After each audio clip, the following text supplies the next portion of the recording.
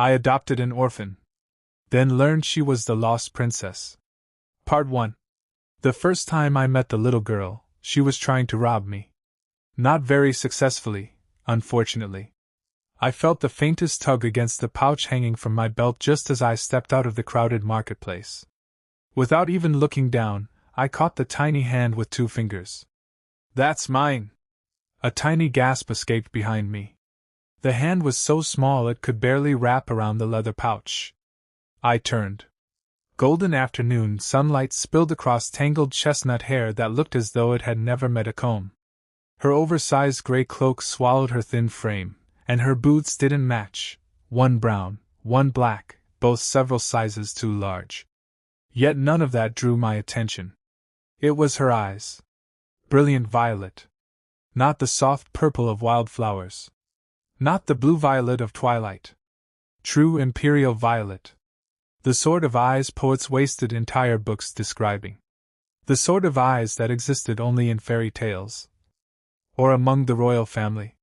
She couldn't have been older than 6. The child froze like a rabbit caught by a wolf. "Please don't hit me."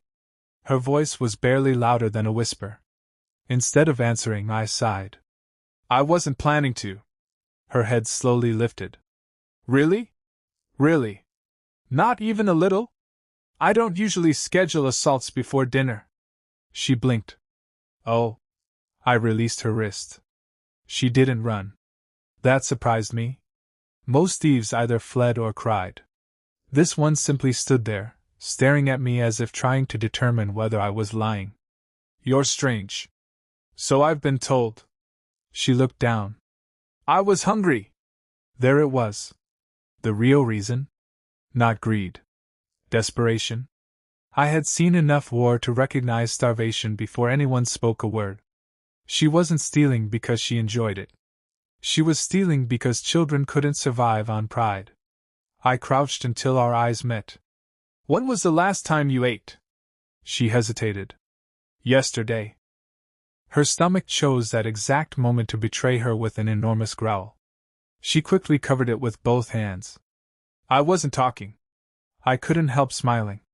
"No? It makes noises by itself." "I see. It's very rude." A laugh escaped me before I could stop it. The little girl looked offended. "I said it was rude." "I believe you." For the first time, the corners of her mouth twitched upward. It lasted less than a second. Still, it was there. I stood. "Come on." She frowned. "Where?" "Food." Her suspicious expression returned instantly. "Why?" "Because I'm hungry too." "You're lying." "I am." "Why?" "Because if I say I'm feeding you, you'll probably refuse." She looked genuinely thoughtful. "Maybe." I figured. She stared another long moment before cautiously following several steps behind. As though I might suddenly transform into a monster. Which, to be fair, happened surprisingly often in children's stories. The old noodle shop sat beside the river, hidden from the noisy crowds. The owner, old Han, looked up from cleaning bowls. "You've returned already, Rowan?" "I brought company." He noticed the child. His weathered face softened instantly. "Ah." Without asking another question, he placed 2 large bowls of steaming beef noodles on the table. The girl's eyes became enormous. "All of this? It's called lunch." "For me? If you don't want it." "I want it." She attacked the noodles with astonishing speed. Halfway through, she suddenly stopped. I raised an eyebrow. "What happened?" She carefully lifted a large slice of beef and quietly placed it into my bowl. "You paid." I stared. Children who survived on the streets rarely shared food. Food was survival. Food was life. Yet she had just given away the best piece. "I can buy more." "I know. But sharing is polite." Old Han discreetly wiped at one eye before pretending dust had flown into it. "I suddenly remembered onions." "There aren't onions." "Invisible onions." The little girl looked terribly confused. Adults were odd creatures. "My name is Rowan Ashford." She swallowed another mouthful. Lina. Lina what? Silence. Then, I don't know. You don't know your family name? She shook her head. I forgot. Forgot? No. Children didn't forget names. Trauma buried them. She continued eating without another word. Some memories hurt too much to touch. I didn't press further. The city of Ashcombe had many orphans. Too many. The border wars had stolen fathers. Disease had stolen mothers. Winter had stolen everyone else. The orphanage overflowed every year. As a retired knight, I donated money often. Yet somehow, I had never truly looked. Not until today. Perhaps guilt weighed heavier when it wore tiny mismatched boots. After lunch, I escorted Lina toward the orphanage. She slowed. Do I have to? It's safer. It's loud. I know. The older kids hit. My footsteps stopped. They do? She nodded without looking at me. Only when the sisters aren't watching. They take blankets. Sometimes food. Sometimes shoes. She glanced down at her mismatched boots. They weren't using these. Old Han quietly muttered something unrepeatable beneath his breath. So, Lina forced a smile much too mature for a 6-year-old. I'll be okay. No. She wouldn't. Not there. I had visited enough institutions to recognize overcrowding when I saw it. The sisters tried. But good intentions couldn't create enough beds.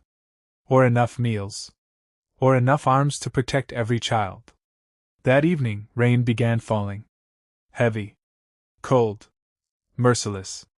I stood outside my cottage watching droplets strike the roof. She would still be walking back now. Getting soaked. Probably pretending she wasn't cold. I lasted exactly 12 minutes. Old Han looked up when I burst back into his shop. You forgot your umbrella? I'm making a terrible decision. He grinned. Excellent. You knew? I've known you 20 years. He folded his arms. You already named the child in your head, didn't you? I learned her name. That's not what I asked? Maybe. I'll prepare another bowl. I found her beneath the bridge. Curled into herself. Trying very hard not to shiver. Rainwater dripped steadily through cracks in the stone. She looked up as I approached. Did I steal something again? No. Am I in trouble? No. Then why are you here? I held out a dry wool blanket. You forgot something. I don't own that. You do now. She stared at the blanket. Then at me. Then back again. Why? I scratched the back of my neck. I have 3 spare bedrooms. That's nice. It is. They must be lonely. Very. Her tiny face became serious. You should get a dog. I was thinking something smaller.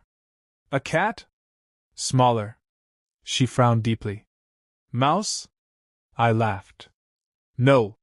Realization slowly dawned across her face. Her violet eyes widened until they nearly sparkled. Me?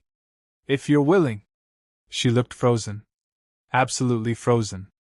For tonight? For as long as you'd like. Silence. Rain continued falling around us. Finally. People don't keep me. My chest tightened. What do you mean? They always say. She lowered her eyes. We'll see. Then they don't come back. The words landed with far more force than any sword ever had. How many promises had been broken before she stopped believing them? I knelt in front of her. Lina. She looked up. I'm not saying we'll see. You're not? I'm asking. My voice became gentler. Would you like to come home with me? Her lips trembled. Not crying. Trying desperately not to. Can I really? You can. Even if I'm noisy? I snore louder. Even if I break things? I've broken furniture more expensive than my house. Even if... Her voice cracked. Even if nobody wants me? I answered without hesitation. I do. For one long heartbeat. Nothing happened. Then the tiny girl threw herself forward with enough force to nearly knock me backward. Her small arms wrapped tightly around my neck. She buried her face against my shoulder. Okay. It was barely audible. I'll come home. As I carried the sleepy child through the rain toward the cottage, I failed to notice two cloaked riders watching from the hill overlooking the town. One lowered a brass spyglass. Commander. The older knight never looked away from the tiny figure in my arms. Those violet eyes. Even from this distance. He knew them. His face slowly lost all color. Impossible. For 6 long years, the kingdom had searched for its missing princess. 6 years without a single clue. And now, she had just walked into the home of a retired knight who had absolutely no idea he had adopted the most wanted child in the entire empire. Part 2: A Daughter, a Duck, and Dangerous Secrets. The first morning after Lina came home, Rowan awoke to a sound that no soldier, no matter how experienced, could ever prepare for. Quack! He opened one eye. Quack! He sat upright. Quack! Rowan blinked at the duck standing proudly on his bedroom floor. The bird looked just as surprised to see him as he was to see it. A heartbeat later, Lina hurried into the room, still wearing one of Rowan's oversized shirts that reached nearly to her ankles. Her tangled hair pointed in every direction imaginable, making her resemble an angry little dandelion. There you are! She exclaimed happily before scooping the duck into her arms. Rowan rubbed his forehead. Lina! Yes? Why is there a duck in my bedroom? She looked genuinely puzzled. Because it followed me. I can see that. It likes me. So it would appear. The duck quacked proudly. Rowan sighed the deep, exhausted sigh of a man who suddenly realized his peaceful retirement had officially ended. What is its name? She looked at the duck. The duck looked back. Duck. Creative. I asked. You asked? It didn't answer. I wonder why. So duck became duck. Rowan decided not to argue with that flawless logic. Life settled into a rhythm far more quickly than either of them expected. Rowan had lived alone for nearly 10 years, his days passing in quiet routine filled with repairing fences, tending a small vegetable garden, chopping firewood, and occasionally accepting odd jobs from grateful villagers who still remembered him as Captain Rowan Ashford, one of the youngest knights ever to serve the crown. Now every ordinary task had acquired a tiny companion who insisted on helping, even when her assistance made the work take 3 times as long. When he chopped wood, Lina attempted to carry logs twice her size, stubbornly refusing to admit defeat until she inevitably toppled backward into a pile of leaves. When he cooked stew, she insisted on stirring it with such enthusiasm that vegetables frequently escaped the pot altogether. When he swept the floor, she somehow managed to chase more dust into the house than out of it. It was chaos. Wonderful, exhausting chaos. The cottage no longer echoed with silence. It echoed with laughter, tiny footsteps racing down wooden hallways, ducks' enthusiastic quacking, and endless questions. Why do birds fly? Because they have wings. Why don't sheep fly? They're too heavy. If we gave sheep bird wings. No. You didn't even think about it. I have. And? The answer is still no. She pouted dramatically before bursting into giggles. One afternoon Rowan found Lina sitting beneath the old apple tree with a stick in her hand, carefully drawing patterns into the dirt. At first glance they seemed like ordinary childish doodles, but as he stepped closer, his expression slowly changed. She had drawn the royal crest. Perfectly. Every feather. Every curve. Every tiny decorative flourish surrounding the twin lions. His heart skipped. Lina! She looked up brightly. Yes? Where did you learn that symbol? She tilted her head. I don't know. You don't know? I just remembered my hand doing it. She stared at the drawing herself. It's pretty. Rowan quickly erased it with his boot before anyone else could see. She frowned. I wasn't finished. I know. Did I do something bad? He forced a smile. No. Then why erase it? Because if the wrong person saw that drawing, they would begin asking questions neither of them could answer. Instead, he simply ruffled her hair. Let's draw flowers instead. Flowers are harder. They're definitely less political.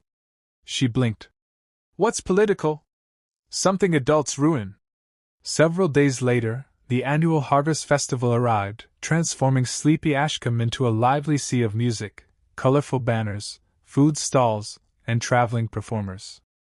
Villagers from neighboring towns crowded the square. Children darted between booths carrying candied apples larger than their faces, and musicians filled the air with cheerful melodies. Lina had never seen anything like it. Her eyes seemed incapable of settling on one thing for longer than a few seconds. Rowan! What? They're juggling fire! I noticed. Rowan! What now? A man swallowed a sword. I'd rather he didn't. Can I swallow a sword? Absolutely not. A spoon? No. A carrot? You may eat one. She laughed so hard she nearly dropped the pastry old Han had secretly slipped into her hands. The festival games quickly revealed another unexpected problem. Lina was absurdly lucky. She won the ring toss. Then the beanbag throw. Then guessed the exact number of candies inside a glass jar. By the fourth game, even the stall owners had begun whispering. One old woman crossed herself dramatically. That little girl has the blessings of heaven. Another laughed. Or the devil. Lina simply held up her newest prize, a giant stuffed rabbit almost as large as herself. I think Duck will be jealous. He absolutely will. Near sunset, the mayor invited several retired knights to participate in a ceremonial archery contest. Rowan initially refused. I'm retired. Exactly, the mayor replied. The young soldiers need someone to embarrass. Against his better judgment, Rowan accepted. The target stood nearly 200 paces away. Several younger knights took their turns first. Respectable shots. Good technique. Polite applause. Then Rowan stepped forward. He hadn't held a military bow in years. His fingers still remembered. The string drew back smoothly. He released. The arrow split the center of the previous bullseye cleanly in half. Silence. Then thunderous applause erupted across the square. Lina screamed louder than anyone. That's my papa! The words escaped before either of them realized what she'd said. Everything became strangely quiet. Lina's smile disappeared. She looked horrified. Her eyes filled with panic. I'm sorry. Rowan set the bow aside without another thought and walked directly toward her. He knelt. What are you apologizing for? I wasn't supposed to. You weren't supposed to what? Call you that? She lowered her head. You don't have to. Something inside Rowan cracked. He gently placed both hands on her tiny shoulders. Lina. She looked up through watery eyes. If that's what you want to call me. His own voice grew unexpectedly thick. Then I'd be honored. Her lip trembled. Really? I've never been more certain of anything. She launched herself into his arms before he finished speaking. The crowd erupted into warm applause, many villagers discreetly wiping tears from their eyes. Old Han loudly declared that anyone crying was simply allergic to festivals. No one believed him. Far away, however, another pair of eyes had witnessed the entire scene. Commander Aldrich remained hidden atop the bell tower overlooking the square, his cloak concealing the silver armor beneath. For weeks he had secretly observed Rowan's cottage, reporting every detail back to the capital while waiting for undeniable proof. Today, he had received it. When Lina laughed, the late queen's smile appeared on her face exactly as the palace portraits remembered. When she tilted her head while thinking, she mirrored the former crown princess perfectly. And when she instinctively comforted a crying child who had fallen during the festival, she used the exact lullaby once known only within the royal nursery. No peasant child could know that song. No orphan could imitate those habits. His hands tightened around the stone railing. There could no longer be any doubt. Princess Elena was alive. After 6 years, the kingdom's lost heir had finally been found. Yet the revelation filled him not with relief, but dread. Part 3. The Knight Who Refused to Bow. The peaceful days following the harvest festival should have been among the happiest Rowan had ever known.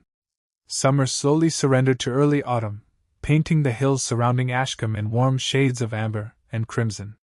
The mornings grew cooler, and Lina developed the curious habit of sneaking into Rowan's room before sunrise, insisting the house felt warmer if they drank tea together while watching the dawn. Rowan never admitted that he had begun waking several minutes before her footsteps simply because he looked forward to those quiet mornings. Retirement, once filled with endless silence, had transformed into something alive. The tiny cottage echoed with laughter, ducks' increasingly dramatic quacks whenever breakfast arrived late, and Lina's endless stream of questions that somehow bounced from astronomy to baked bread without warning. She wanted to know why leaves changed color, whether clouds became tired from floating all day, why chickens never looked embarrassed after chasing people, and if knights ever had nightmares about horses. Rowan answered every question as seriously as though he were advising kings. When he didn't know an answer, he simply admitted it. That honesty seemed to delight her even more than the answers themselves. One particularly windy afternoon, Rowan decided to teach Lina how to ride a horse. The old mare, Daisy, possessed the patience of a saint and the speed of a sleepy turtle, making her the safest teacher imaginable. Lina climbed into the saddle with fierce determination, sitting perfectly straight for exactly 3 seconds before sliding sideways like butter melting off warm bread. Rowan caught her before she reached the ground, setting her back into place. She puffed out her cheeks stubbornly. "I wasn't falling," she declared. "I was exploring gravity." Rowan raised an eyebrow. "Gravity seems very interested in exploring you." She stuck out her tongue before trying again. 10 minutes later she finally managed to guide Daisy across the field. She lifted both arms triumphantly. "Look! I'm doing it!" At that exact moment Daisy stopped to eat grass, causing Lina to slowly tip forward until she hugged the horse's neck. Rowan laughed so hard he had to lean against the fence for support. Lina glared at him with all the dignity a child covered in horse mane could possibly possess. Even Daisy seemed amused. That evening, while preparing dinner, Lina suddenly asked, "Papa, what was Mama like?" The knife in Rowan's hand paused halfway through slicing carrots. He had expected many difficult questions. Not this one.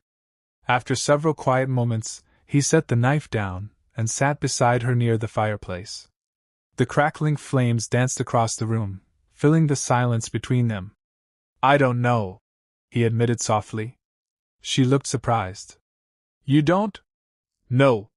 She stared into the fire. "I don't remember mine either." Rowan's heart ached.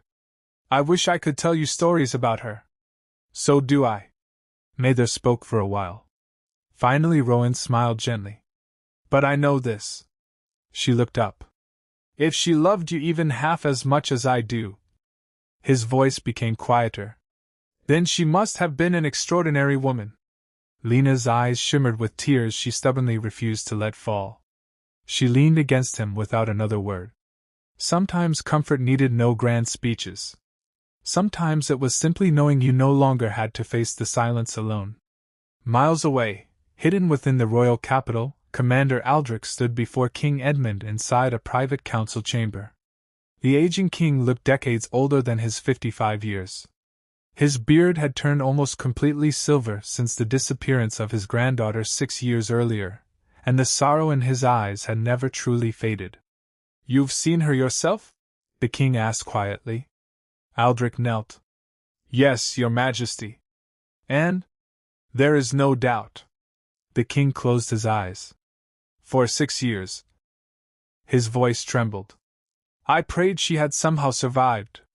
A single tear escaped before he quickly brushed it away. "My granddaughter lives." A smile finally appeared. Then Aldrich spoke again. "There is another matter." The king immediately recognized that tone. "What is it?" "Someone else knows." The smile vanished. "Our scouts intercepted coded messages leaving the western provinces." Aldrich unfolded several letters upon the table.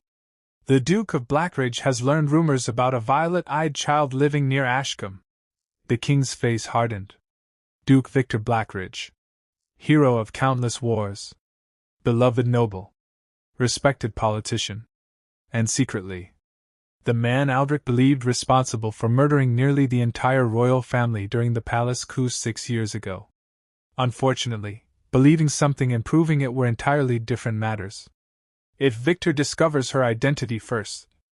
The king finished the sentence himself. She dies. A heavy silence settled over the room. Finally the old king stood. No royal escort. Aldrich looked up. Your Majesty? If soldiers arrive, Victor's spies will know immediately. The king walked slowly toward the window. For now, protect her from the shadows. And Rowan Ashford? A faint smile touched the king's lips. I remember Captain Rowan. So do I. He once ignored a direct order to rescue villagers trapped behind enemy lines. Aldrich nodded. He was court-martialed. And then promoted. The king chuckled softly. He has always possessed the unfortunate habit of doing the right thing. Back in Ashcombe, Rowan had no idea kings were discussing him. His greatest concern was currently preventing Duck from stealing freshly baked bread. The duck had become astonishingly bold. Lina chased it around the kitchen while laughing uncontrollably. Duck! Quack! That's not yours! Quack! Rowan folded his arms. I believe we've raised a criminal. Duck proudly swallowed the entire bread roll. Lina gasped dramatically. He ate the evidence! Rowan nodded gravely. The perfect crime.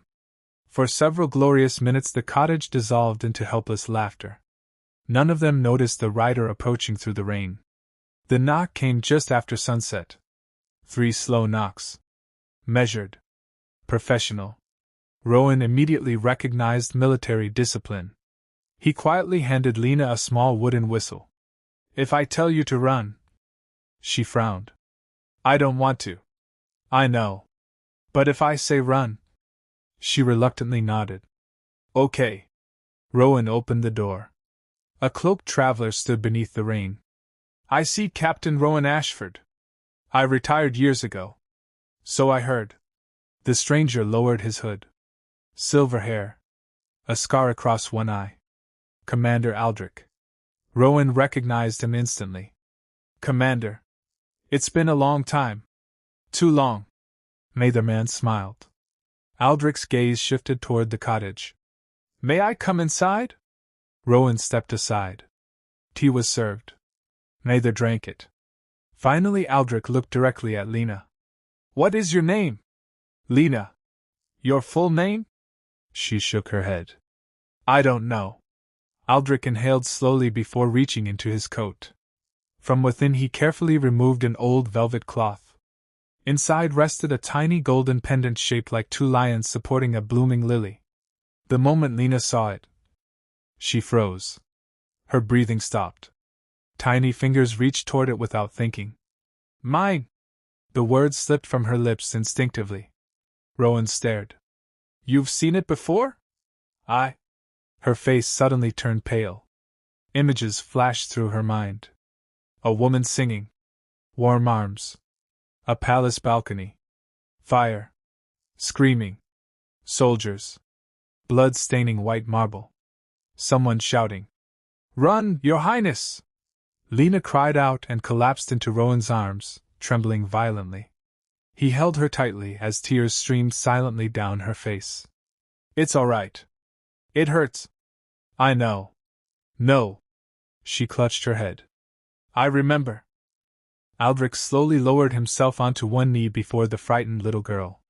His voice, usually as hard as steel, became almost impossibly gentle. Princess Elena. The cottage fell silent. Rowan looked from Aldrich to the terrified child clinging desperately to him. Princess? No. Impossible. Yet suddenly. The violet eyes. The royal crest. The lullaby. The pendant. Every strange coincidence aligned into one undeniable truth. Lina wasn't merely an orphan. She was the missing princess the entire kingdom had mourned for 6 years. And somewhere beyond the warm light of the cottage windows, hidden among the trees, a crossbow quietly rose into position. Its poison bolt pointed directly toward the house. The hunters had finally arrived. Part 4: A Night's Last Stand. The warm light spilling from the cottage windows painted a picture of perfect peace, but Rowan had lived through too many battlefields to trust peaceful moments that arrived too suddenly. The instant Commander Aldrich uttered the words, "Princess Elena," every instinct he had spent decades sharpening awakened at once. He heard the rain striking the roof. He heard Duck quacking somewhere beneath the table. He heard Lina's uneven breathing as she clung to his coat. And beneath all of it, so faint that most people would have mistaken it for the wind, he heard the creak of a crossbow string tightening outside. "Down!" Rowan roared. He threw himself over Lina and Aldrich at the exact moment a poison bolt exploded through the window, shattering glass into a storm of glittering shards. The arrow buried itself deep into the stone fireplace with enough force to crack the masonry, its blackened tip hissing as poison ate into the rock. Before the echo faded, 3 more bolts ripped through the walls from different directions. "They've surrounded us!" Aldrich shouted, drawing the sword hidden beneath his traveling cloak. Rowan didn't waste time asking questions. "Take Lina through the cellar. I'm not leaving you. You'll leave because that's an order. I don't take orders from retired knights." "Then consider it friendly advice." Even in the middle of an assassination attempt, Aldrich couldn't suppress the ghost of a smile. "Still as stubborn as ever." "So are you." Outside, voices rang through the darkness. "Kill the knight. Take the girl alive if possible. If not—" The speaker laughed cruelly. "A dead princess causes fewer problems." Rowan's expression hardened into something cold enough to freeze fire. "No." He slowly drew the old sword hanging above his fireplace. Its polished steel reflected the dancing flames. He had not carried it in battle for nearly 10 years. Tonight. It remembered. The cottage door exploded inward beneath a heavy kick as 6 masked assassins rushed inside. They expected to find an aging farmer. Instead, they found Captain Rowan Ashford. The first attacker barely crossed the threshold before Rowan's blade struck the flat of his sword, sending the man crashing backward into 2 companions. Before they could recover, Rowan spun with a speed that seemed impossible for someone supposedly retired, his wooden dining table becoming an improvised shield as he slammed it directly into another assassin. Chairs flew across the room. Plates shattered. Someone tripped over Duck, who responded to the invasion with furious, indignant quacking and an astonishingly aggressive peck to an attacker's ankle. The masked man cried out, "Why is the duck biting me?" Duck quacked triumphantly. Even Rowan almost laughed. "Good bird." "It isn't even a bird!" Another assassin shouted in outrage before receiving a frying pan across the helmet courtesy of Lina. Everyone froze. Including Rowan. Lina stood in the kitchen, breathing hard, clutching the iron pan with both hands. "Nobody hurts my papa." The stunned assassin slowly collapsed unconscious. Commander Aldrich blinked. "I was going to hit him." "You were too slow," Lina answered matter-of-factly. Even during mortal danger, Rowan couldn't help thinking, she has definitely been spending too much time around me. The fighting spread outside into the rain-soaked yard. More assassins emerged from the surrounding forest, their black cloaks blending into the darkness. Steel rang against steel as Rowan and Aldrich fought back to back exactly as they had years earlier during the border wars. It was as though time itself had folded. Rowan's body remembered every movement. Every step. Every feint. Every counter. Retirement had softened neither his skill nor his resolve. "You've still got it," Aldrich called as Rowan disarmed another opponent. "My knees disagree." A sword swung toward Rowan's back. Aldrich intercepted it. "You complain too much. I'm old. You're 50. My knees think they're 80. Despite the deadly battle surrounding them, the familiar banter steadied their nerves exactly as it had countless times before. But the enemy kept coming. Too many. Far too many. These were not ordinary bandits. They were elite killers trained for one purpose: kill the last heir. Hidden among the trees, a tall man watched the battle with narrowed eyes. Lord Cashan Vas, the Duke of Blackridge's most trusted assassin. Unlike the others, he had no interest in glorious combat. He preferred certainty. Slowly he lifted another crossbow. Not toward Rowan. Not toward Aldrich. Towards a little girl standing in the cottage doorway. One perfect shot. The kingdom would lose its princess forever. His finger tightened around the trigger. Suddenly, Duck flew directly into his face. Nobody, including Duck, quite understood how. The furious bird had somehow launched itself from the roof, wings flapping wildly while producing what could only be described as battle cries. Cashan screamed in genuine terror, as the duck pecked his nose with terrifying precision. My eyes! He stumbled backward, releasing the bolt. Instead of striking Lina, it buried itself harmlessly into an apple tree. Duck landed victoriously beside Rowan. Rowan stared. I owe you extra grain. Duck quacked with unmistakable satisfaction. The battle finally ended when the sound of cavalry horns echoed through the valley. Royal soldiers. The king's hidden reinforcements had arrived. The remaining assassins scattered into the forest before they could be captured, abandoning their dead and wounded without hesitation. Rain washed crimson streaks across the muddy ground as silence slowly returned. Rowan leaned heavily on his sword. His shoulder bled from a deep cut.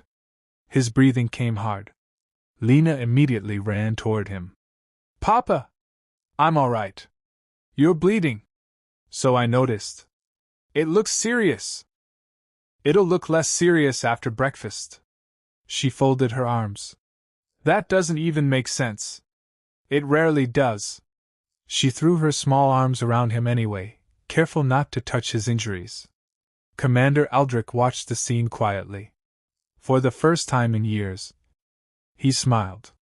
As dawn broke over Ashcombe, the royal physician finished bandaging Rowan while Lina refused to leave his bedside for even a moment. She held his hand so tightly that the old doctor eventually chuckled. I believe he's your patient now, not mine. I know, Lina answered. I'm making sure he doesn't sneak outside. Rowan looked offended. I have never sneaked anywhere. The doctor raised an eyebrow. Commander? Aldrich answered without hesitation. He once climbed a castle wall with 3 broken ribs because he was bored. I wasn't bored. Your official report literally said the wall looked lonely. Lina burst into laughter so loud she nearly fell off the chair. She looked at Rowan with sparkling eyes. You were ridiculous. I was young. You were 28. Very young. Even the exhausted soldiers outside laughed. Later that afternoon, after the village had finally grown quiet again, King Edmund himself arrived without royal fanfare. He wore a simple traveling cloak instead of ceremonial robes, dismissing his guards before slowly approaching the cottage alone. Lina looked nervous. Rowan squeezed her shoulder reassuringly. The old king knelt before her. Not as a ruler. As a grandfather. His eyes glistened. Hello, Elena. She hesitated. Then softly answered. My name is Lina. The king smiled through tears. Then Lina it shall be. He carefully opened his arms. You don't have to come to me. I know. You don't have to remember me. I know. You don't have to forgive the years we lost. The little girl studied his face for a long time. Then she quietly walked forward and hugged him. Very gently. I don't remember you, she whispered. But you look lonely. The old king broke into silent tears. Rowan discreetly looked away, pretending to admire the garden. Some reunions deserved privacy. As the sun set, King Edmund approached Rowan alone. You saved my granddaughter. I saved my daughter. The king smiled warmly. Exactly. He looked toward Lina, who was teaching Duck how to march like a royal guard with very limited success. I came to take the princess home. Rowan's heart sank. But, the king continued, I have changed my mind. Rowan blinked. A palace is filled with politics. It is. Your home is filled with love. The king placed a gentle hand on Rowan's shoulder. Until she chooses otherwise. Let her remain where she has already found her family. Rowan looked toward Lina. She was laughing so hard that Duck had somehow convinced 3 royal guards to march behind it in perfect formation. He smiled. Perhaps blood made someone royalty. But love made someone a father. As none of them noticed, Commander Aldrich quietly watched the horizon where Duke Blackridge's surviving assassins had fled. The attack had failed. Which meant the Duke would soon abandon secrecy. The battle for the throne had only just begun. Epilogue: Home is where love chose us. 3 years later, the kingdom of Ilaria celebrated the brightest spring anyone could remember. Apple blossoms drifted through the capital like soft pink snow, musicians filled every street with cheerful melodies, and every inn from the countryside to the palace had long since run out of empty rooms. Merchants happily complained about the crowds while secretly counting record profits. Children chased flower petals through the market squares, and colorful banners bearing the royal crest fluttered proudly from every rooftop. Officially, the festivities honored the annual Festival of Renewal. Unofficially, everyone knew the kingdom was celebrating something far more precious: the return of hope itself. Princess Elena had been found. She was alive. And somehow, despite everything she had endured, she had grown into a cheerful little girl whose laughter seemed capable of brightening an entire room. The people adored her long before they ever saw her. Stories traveled faster than royal proclamations ever could. Every tavern had its own version of how the lost princess had survived. Some claimed forest spirits had protected her. Others insisted a wandering saint had hidden her among commoners. One particularly enthusiastic storyteller swore she had been raised by wolves until a retired knight challenged the wolves to a duel and won. Lina laughed the hardest when she heard that one. "I don't think wolves drink tea," she giggled. Rowan smiled. "Neither do I. Although Duck probably would." Duck quacked from beneath the table as if personally offended by the accusation. Although King Edmund repeatedly invited Rowan and Lina to live permanently within the royal palace, either accepted. Not because they disliked the palace. It was magnificent. Its marble halls gleamed beneath crystal chandeliers, its gardens stretched farther than Lina could run without stopping for snacks, and its libraries contained enough books to keep Rowan occupied for several lifetimes. But it never truly felt like home. Home was the little stone cottage overlooking the valley. Home smelled like fresh bread cooling beside the windowsill. Home sounded like Duck loudly demanding breakfast before sunrise. Home was Rowan pretending to grumble whenever Lina climbed onto his shoulders despite insisting she was far too grown up for such things. So they reached a compromise. During the week, Lina stayed in the capital to receive the education expected of a future queen. She studied history, diplomacy, mathematics, languages, music, swordsmanship, and statecraft under the kingdom's finest tutors.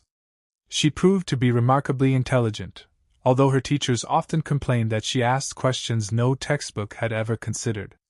"If every kingdom wants peace," she once innocently asked during a political lesson, "why do kings keep buying more swords than blankets?" The elderly professor stared at her for nearly a full minute. "That," he adjusted his spectacles, "is an excellent question." No one in the room had a satisfying answer. Every weekend, however, Rowan arrived with Daisy pulling the old wagon exactly as he always had. Lina would sprint down the palace steps without the slightest concern for royal etiquette. "Papa!" She still shouted it loud enough for the entire courtyard to hear. Rowan would pretend to sigh dramatically. "Princesses aren't supposed to run." "I'm not running." "No? I'm arriving quickly." "That's suspiciously similar." "It isn't." King Edmund, watching from the palace balcony, smiled every single time. Some traditions deserved to remain untouched. The royal court, however, was considerably less peaceful. Not long after the failed assassination at Rowan's cottage, Commander Aldrich finally uncovered the evidence he had pursued for 6 long years. Hidden ledgers, coded letters, bribed witnesses, and the testimony of captured assassins all pointed toward a single man: Duke Victor Blackridge. The celebrated war hero had orchestrated the massacre that claimed the lives of Elena's parents, and nearly destroyed the royal bloodline forever. He had hoped to control the throne through fear, believing the disappearance of the infant princess would erase the final obstacle to his ambition. He underestimated two things: the stubbornness of an old knight, and the courage of a little girl. The trial lasted 9 days. The evidence left no room for doubt. When the verdict was finally announced, not even the Duke's allies dared defend him. Justice, delayed for years, finally arrived. King Edmund did not celebrate the sentence. He simply looked toward the sky and whispered, "They can rest now." Rowan understood exactly who he meant. Years passed with astonishing speed. The frightened orphan who once apologized for eating too much slowly grew into a confident young princess admired throughout the kingdom. Yet despite learning court etiquette, mastering diplomacy, and astonishing foreign ambassadors with her wisdom beyond her years, Lina never allowed royalty to replace kindness. She still visited orphanages every month. Not surrounded by fanfare. Not accompanied by speeches. Simply carrying books, toys, warm blankets, and freshly baked pastries.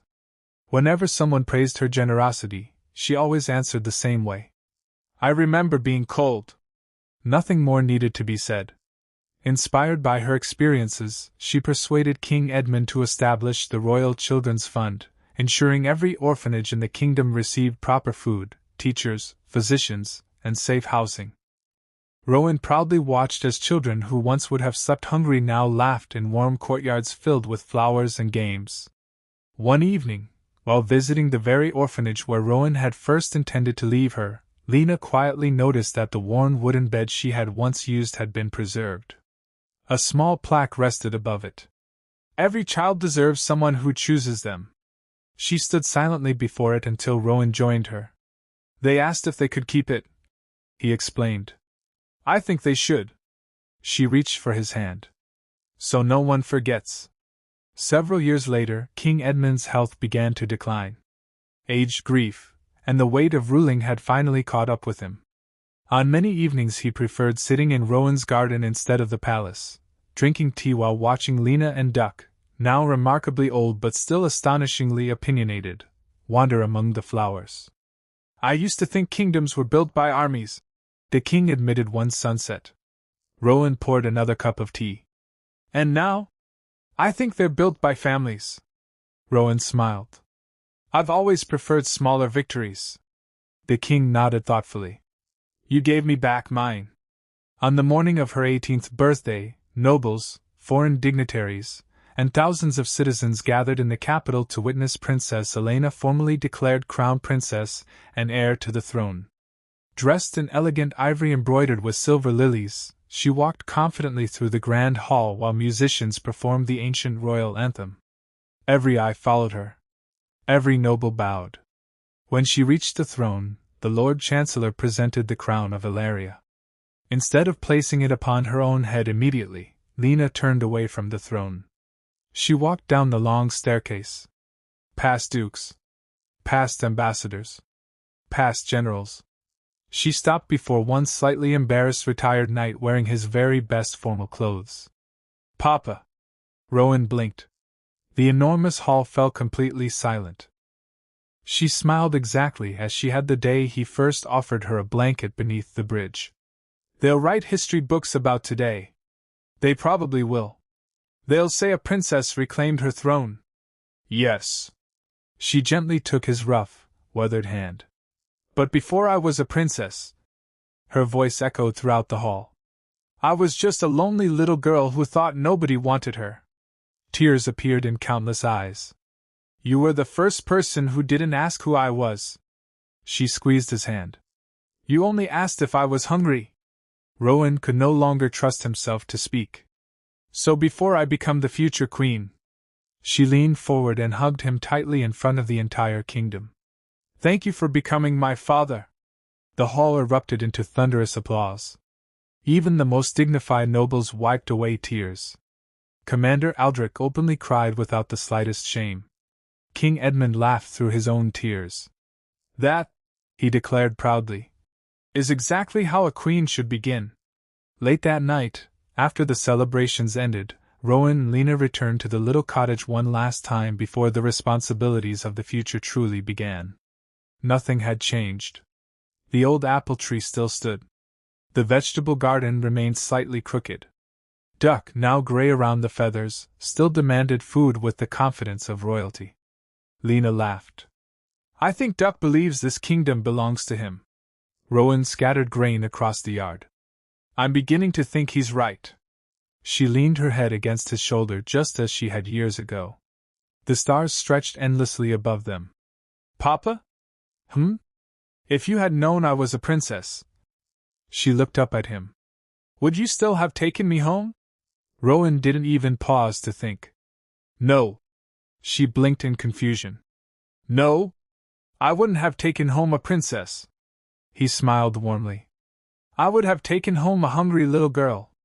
Lina laughed until tears filled her eyes. Then she hugged him one last time beneath the starlit sky. Because crowns could be inherited. Kingdoms could be won. History could remember queens forever. But the greatest title Rowan Ashford ever earned had never been knight, or captain, or hero. It was the one a frightened orphan had given him on a sunny afternoon without thinking. Papa. And to him. That was worth more than every crown in the world. Extra chapter: The queen she chose to become. The morning Princess Elena was crowned Queen of Valeria. The palace awakened long before sunrise. Servants hurried through marble corridors, nobles adjusted embroidered robes worth fortunes, musicians tuned their instruments, and the cathedral bells echoed across the capital, calling thousands of citizens to witness history. Every balcony overflowed with flowers, every street was lined with cheering crowds, and banners bearing the royal lilies danced in the gentle spring breeze. Yet amid all the grandeur, Lina stood quietly in her private chamber, staring out the window at the city below. She wasn't afraid of wearing the crown. She was afraid of wearing the expectations that came with it. Queens were expected to be wise, strong, perfect. She wasn't sure she was any of those things. She still laughed too loudly at Duck's descendants chasing palace guards. She still occasionally forgot where she left official documents. She still preferred eating fresh bread in Rowan's garden over elaborate royal banquets. Sometimes, she still felt like the little orphan beneath the bridge. A soft knock interrupted her thoughts. May I come in? She smiled before the door even opened. There you are, Papa. Rowan stepped inside wearing the ceremonial uniform he hadn't worn since the day she had been declared crown princess. His once dark hair had become almost entirely silver, and new lines surrounded his eyes, but to Lina, he looked exactly the same as the man who had knelt before a frightened child and simply asked if she wanted to come home. You look nervous, Rowan observed.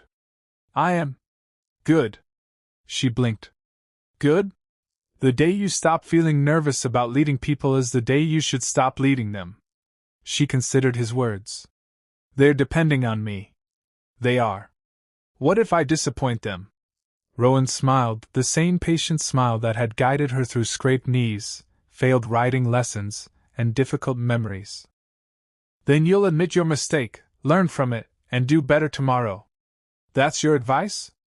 It's worked for me. She laughed. Barely. Barely still counts. The tension in her shoulders melted away. As they walked toward the throne room together, Lina realized she wasn't walking alone. She never had been. The grand cathedral fell silent as she entered. Thousands of eyes followed her. Kings and queens from neighboring realms watched from gilded balconies. Nobles bowed deeply. Citizens filled every seat and every courtyard beyond, waiting to witness the beginning of a new era. King Edmund, now too frail to rule but smiling with unmistakable pride, lifted the crown of Valeria one final time. My granddaughter, he said, his voice carrying through the vast hall. The kingdom is no longer what it once was. Lina met his gaze. It is kinder, she replied. He smiled. Exactly. With gentle hands he placed the crown upon her head. Long live Queen Elena! The cathedral erupted. Long live the Queen! Long live Queen Elena! The cheers rolled across the capital like thunder. Lina stepped forward to address her people for the first time as their queen. She looked at the sea of hopeful faces. Farmers, merchants, soldiers, children. And near the front stood Rowan, smiling more proudly than anyone else in the room. "My people," she began, "I cannot promise that every year will be prosperous, or that every season will be free from hardship." The cheering quieted. "But I can promise this." She remembered the cold nights beneath the bridge, the empty stomach, the loneliness, the warm blanket offered by a stranger. "No child in this kingdom will ever wonder whether they are wanted." Tears glistened throughout the cathedral. "No family will be forgotten because they are poor." She looked toward Rowan. "And no act of kindness is ever too small to change someone's life." The hall filled with applause so powerful it seemed to shake the very walls. Years later, historians would write that Queen Elena's reign became known as the Golden Age of Compassion. They praised her reforms, her wisdom, and the peace she brought to Ilaria. But whenever anyone asked Queen Elena where she had learned to rule with such kindness, she always gave the same answer. "I didn't learn it in a palace." She smiled toward the old cottage that still stood on the hill beyond the capital. "I learned it from a retired knight who saw a hungry little girl before he ever saw a princess." And though the world remembered her as one of Ilaria's greatest queens, Lina treasured one title above all the others. Not Your Majesty, not Queen, but the one she still heard every weekend whenever she visited the little cottage. "Welcome home, kid." It reminded her that before she had inherited a kingdom, she had first been given a family. Don't forget to like, subscribe, and share for more manhwa style stories. Comment your favorite moment.